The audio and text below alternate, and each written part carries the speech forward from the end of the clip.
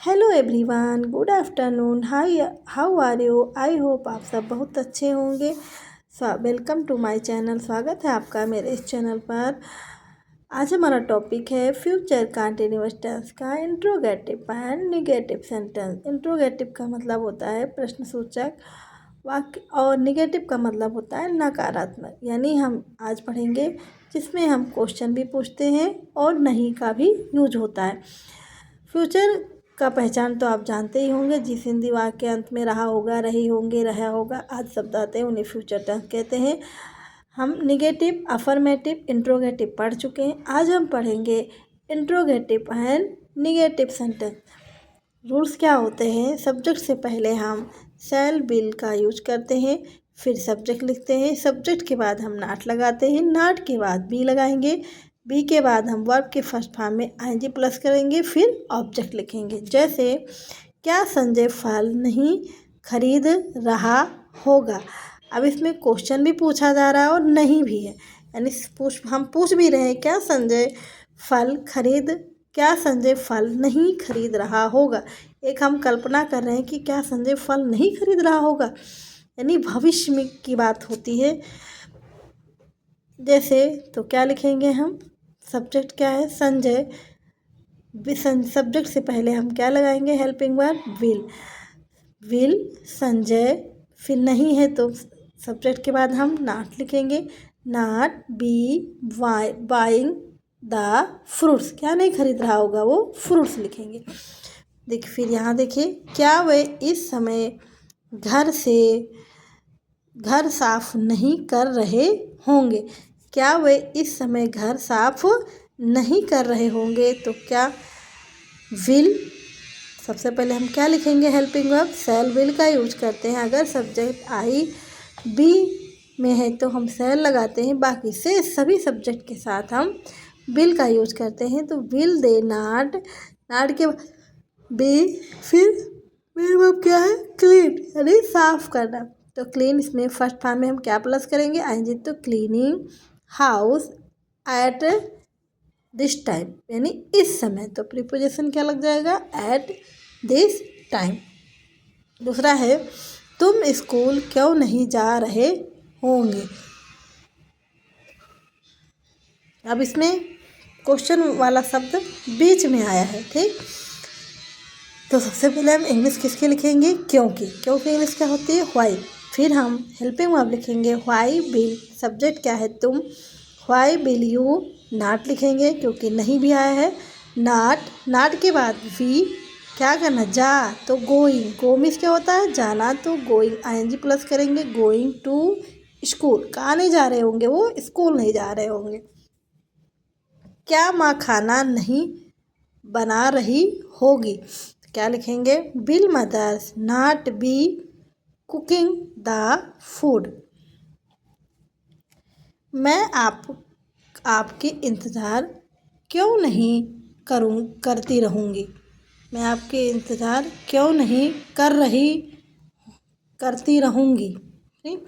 अब इसमें भी बीच में क्यों आया है? तो क्यों की इंग्लिश क्या होती है? व्हाई। तो यहाँ पे मैं है तो मैं के साथ हम हेल्पिंग वर्ब आई का यूज करेंगे। तो why shall I not. Subject के बाद हम नॉट के तुरंत बाद हम बी प्लस करेंगे, बी लिखेंगे। Not be. इंतज़ार की इंग्लिश क्या है? Waiting for you. दूसरा नेक्स्ट देखें,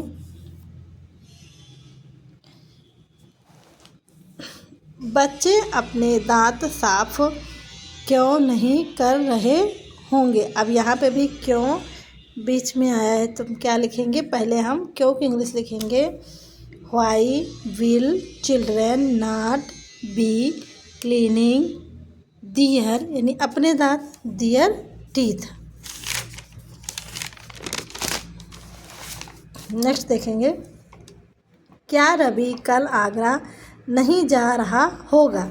अब हम क्या लिखेंगे? Will Ravi not be going to Agra tomorrow, यानी कल है तो टुमारो।